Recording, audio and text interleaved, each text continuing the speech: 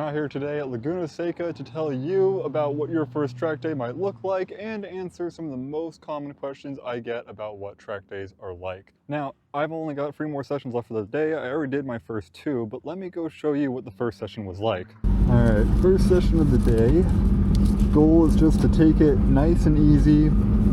Feel out the track. It's winter, so the sun's not that high in the sky. We just want to see how does the track feel. The goal is not to go fast this session. It is just to double check everything, see if we got everything in order, make sure the track feels as we expect it to.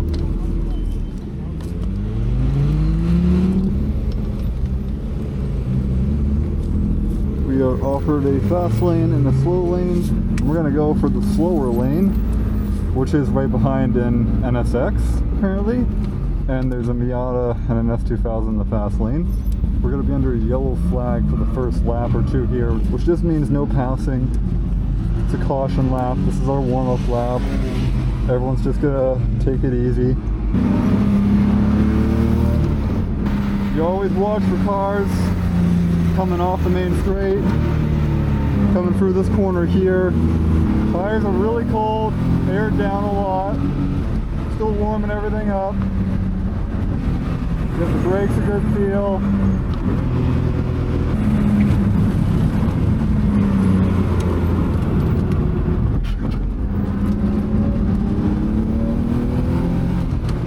Yeah, this area is all wet still, see? Sun's only just come out. Oh, this guy's got a problem already. And we're good to go. I should say we're good to go, but I'm still feeling things out. Tires are still coming up and still damp in places. Woo! See, still cold out. There we go, starting to feel it now.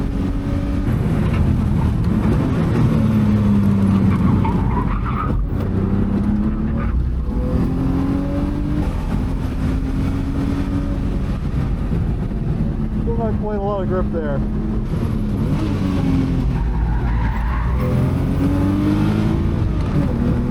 going to cool it down a little.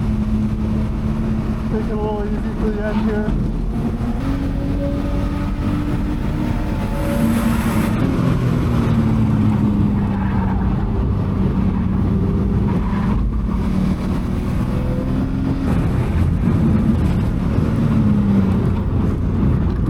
Well, I said I was going to cool down that lap, but then I didn't because I wanted to go fast, and that guy gave me the pass in the straightaway.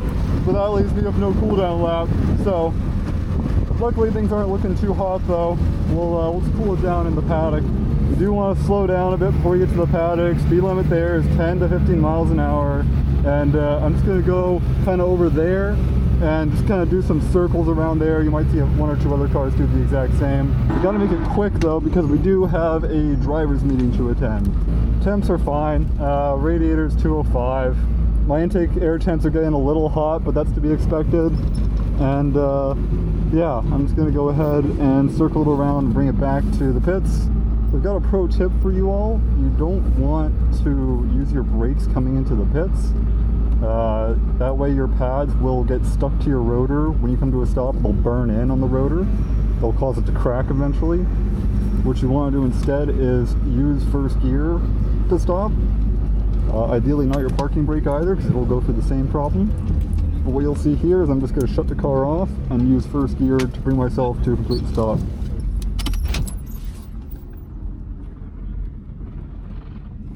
Just like that. Now again, that first session was just a warm-up session. We're not hitting our fastest laps. Track is still wet in a few places. It gets better as the sun comes up, track gets drier, so on and so forth. The thing I forgot to show at the end of the session was checking my tires and torquing the lugs back down. That's something you should do every session. Check your tire pressures, see where they're at, make adjustments as you want to, and torque your wheel lugs down in between every session. All right, second session. Things are a bit warmer out now. Track is a bit cleaner, probably drier in places. I overheard some people in the driver's meeting saying that the track yesterday was pretty bad and that today's a lot better. So that makes me feel good about going out. Oh, looks like we're here just in time.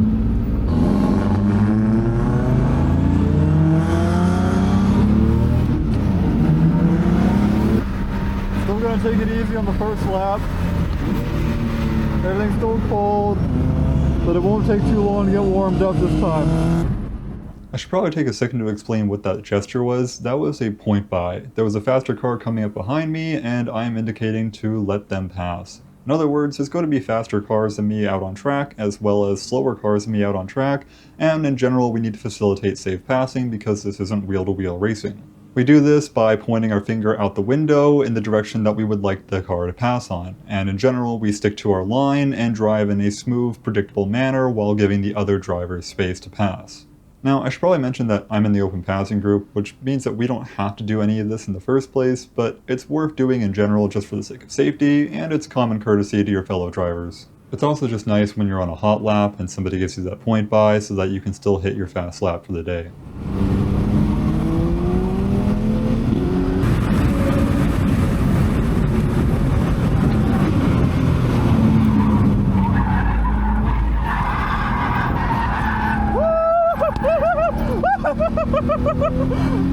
Oh boy!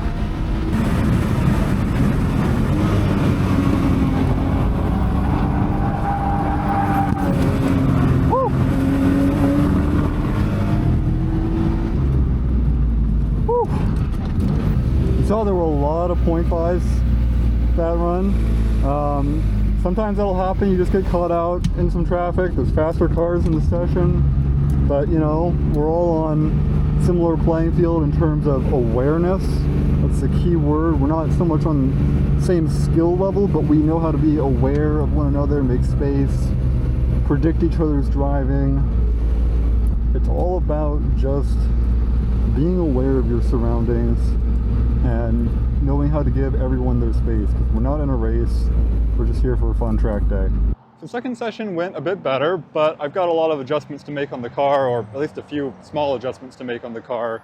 I was sliding around way too much. I still have the car set up for Sonoma, which I need a lot more rotation for. The surface is a lot rougher, and I have a harder time maintaining rotation at Sonoma. So that's why you kind of saw me getting all loose on this session, or second session at Laguna.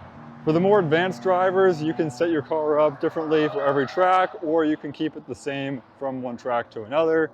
Really depends on driver preference and what you can actually feel as the difference in the car. Over the years, I've gotten a lot of questions about what it's like to go to a track day and what it's like on track, what I'm doing, how fast am I going, so on and so forth. So today we're going to answer a lot of those questions, including a lot of the questions that I had when I first came out to my first track day, which was also here at Laguna Seca.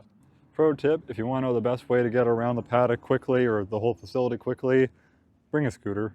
Before I do, I'm going to head over and get some lunch at the Laguna Seca Cafe, which has some pretty decent food. First question is, what do I need to bring? Well, I already covered this in a separate video, but the basics are something along the lines of your torque wrench for tightening down your lugs, a tire compressor / air pump for filling up your tires at the end of the day, and a tire pressure gauge / device for bleeding air out of the tires, just something that you can use to check your tire pressures and change them accordingly by bleeding air out. There's more you should bring, like food and water, and maybe some other tools for if things get bad and you need to work on your car, but again, I covered all that in a separate video, so I won't go too much into it here. I think when I talk to family about this, the most common question by far is, how fast do you go? And as you've probably seen by watching a lap of me go around here at Laguna Seca, we don't go just one speed. The fastest I hit on the straightaway is around 112, maybe I hit 113 today, I haven't checked.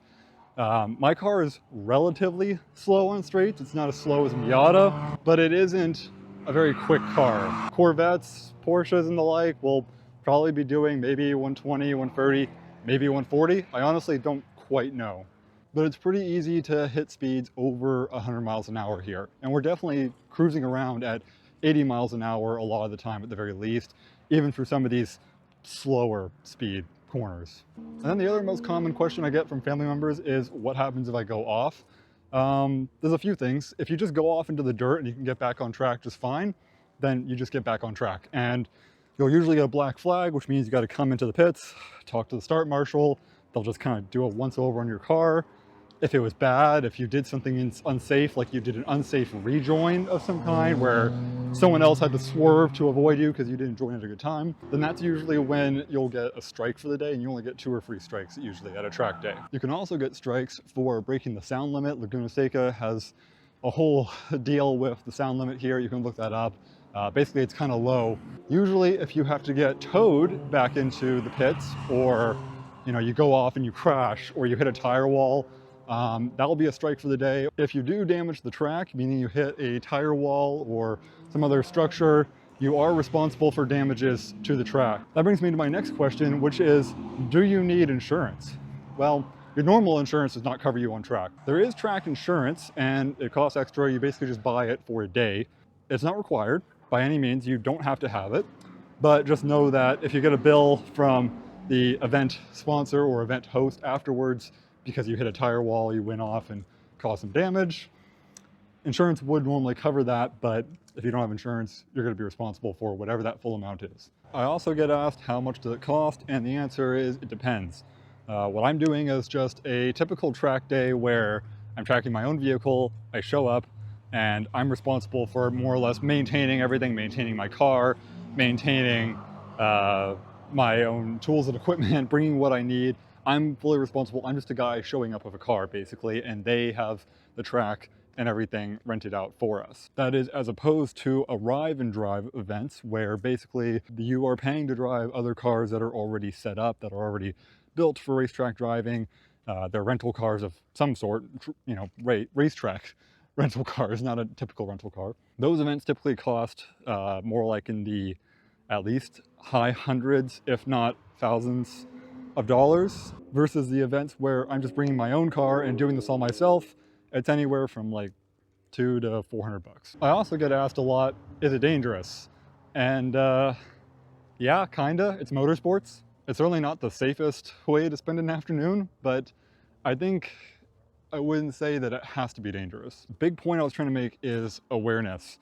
And you want to be aware of your surroundings when you're on track. I know this sounds like a really simple concept, but it's a little bit more nuanced and complicated than that. I've got slower cars ahead of me that I'm inevitably going to catch up to as long as I'm pushing. I've got faster cars that are going to come up on me. So I have to be watching ahead, which is the easier part, I think. I have to be watching my mirrors to make sure that there's no one behind me. I have to be paying attention to my own car, making sure that everything's right with it, that nothing feels off. So it can be dangerous if you're ignorant or negligent or don't pay attention to signs that something might be going wrong. But I think if you're confident but not cocky, and you're willing to just go out for fun, and you don't have ego going into it, and you pay attention to what the instructors tell you, then you'll probably be fine.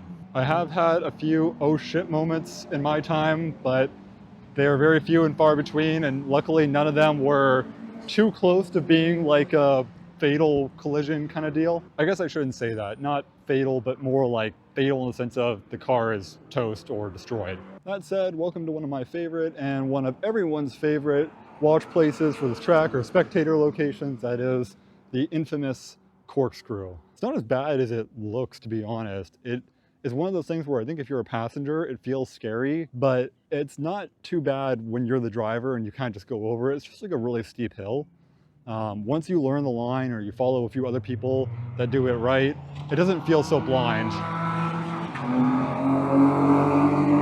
But it does take a little bit of getting used to, because it is a big drop and you don't want to go in that gravel area there. Probably one of my biggest questions when it came to track days is, where does my stuff go? I didn't know if there were gonna be lockers or something.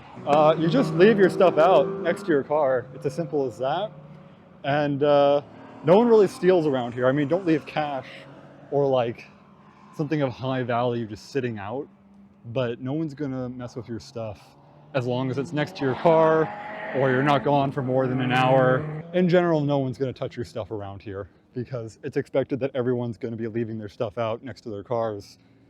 That's how everyone does it. And just a little ways uphill from the corkscrew here, we reach the top of the hill and we can see a lot more of the track. I'll get you to a better vantage point here. So you can see that that's turn 10 there and turn 11. That's the whole paddock area. We come in over here on that little service road. You can't really see it, but that whole parking lot strip down there, that's the service road. Oh, I know another thing worth mentioning. When you actually pick a spot in the paddock, you can pick anywhere, but you can't use one of the garages. You usually have to pay extra for all those garages you see there. Those cost extra, usually somewhere between 100 and 200 bucks per garage, or sorry, per garage that holds 2 cars. So you can split it with a buddy if you want. I've never really done it unless someone else was paying for it. I will tell you it is worth it on a rainy day, but other than that, just bring a tent or something and you'll be fine. Laguna Seca is a pretty historic track in the scheme of things. It's pretty cool, but I will say it's a good beginner track in a lot of ways. You can see there's a lot of runoff in a lot of places, like, you know, there's the track. You got all that gravel runoff out there. Same thing, turn 11. You can see turn 4, it's a little difficult to see, but there's a lot of runoff there.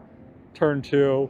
A lot of these turns have a lot of big gravel pits or runoff areas to catch you if you really go off. Compare that to, say, Sonoma, that kind of just has a lot of concrete walls and some slippery, muddy grass. I got one more session in a little over an hour from now, so I got a lot of downtime to chill. This is my last session for the day, and after this, pack up and go home. All right, I gotta get back down this hill and find my scooter. Fun trivia fact, there used to be a sign up on the hill here that said corkscrew, kind of like the Hollywood sign. I don't know if it's got damaged in storms or what, but it seems to be gone. All right, 3:38, last session of the day. Up in a little less than 10 minutes. Should be a little cooler out than it was before. By the way, in case I didn't make it clear earlier, that faster and slow lane, the faster lanes just get to go out first ahead of us so that they don't have to pass us, and they let the slow lane go immediately after. So it's same session still, just one person gets to go before the other.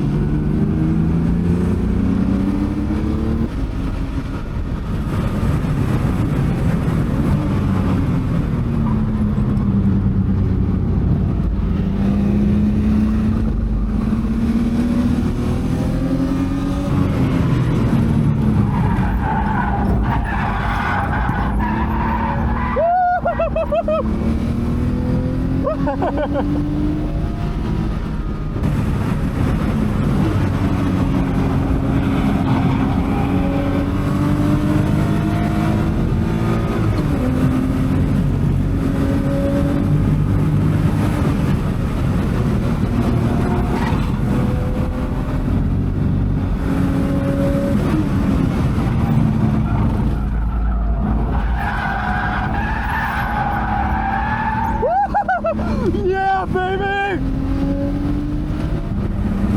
Oh, that's it. Oh man, that felt like a short session. Well, we had some good times at the end there, and we we got a really good slide at the end there. I think that was damn near full lock in third gear. That's pretty good for 260 horsepower-ish, whatever this motor's running, probably less, and it's old age. And we've been beating on this motor for at least a year or two now. Ooh, I'm gonna go cool it down for a bit since that was the end of the day. Mostly to cool brakes and tires off. Man, now I just want to take this car to a drift day. I have some Linglongs that fit barely. Would not use them on track, but for a drift day, I think it'd be really fun just to slide around in this car. All right, guys, I'm all packed up and ready to go. Funny story, this guy has been popping out on me all day, and I didn't have any tape for it, so I just kept pushing it in. It is held back by a cable inside, by a steel wire that I tied around it, but it finally popped off and the housing came off the bulb, and this just went flying off on track. And I saw it on track for every lap that I was out there. It was a little orange. reflector on the outside edge of turn 4. And I thought it was probably going to be as good as gone. I thought it was going to be smashed. And just as I've pulled into the pit, there's a guy coming around in a pickup truck, WeatherTech Laguna Seca pickup truck. And he's like, I believe this is yours. And it's still perfectly intact. And I borrowed some painter's tape from the guy who's over there. And yeah, this is the temp fix for getting home. And after that, I'll probably have to use some Quake Putty or something else. If you like this video, then go ahead and leave a like and subscribe. It helps the channel out tremendously. And if you want to see more of these videos, then leave a comment below. I am happy to do more of them. Check out the Patreon if you want to support the channel directly. It goes directly into making videos like this. And with all that said, as always, thank you so much for watching. Have a wonderful day, and I will see you in the next one.